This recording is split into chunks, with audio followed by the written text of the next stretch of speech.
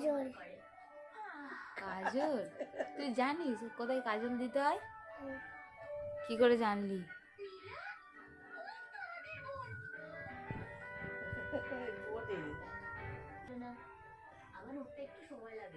এবার কি দিবি? কি দিচ্ছিস ওটা? আয়না না, আইলা না?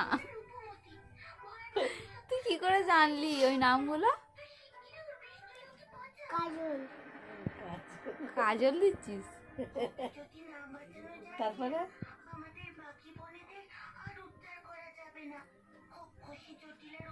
এবার কি দিবি? এবার আমি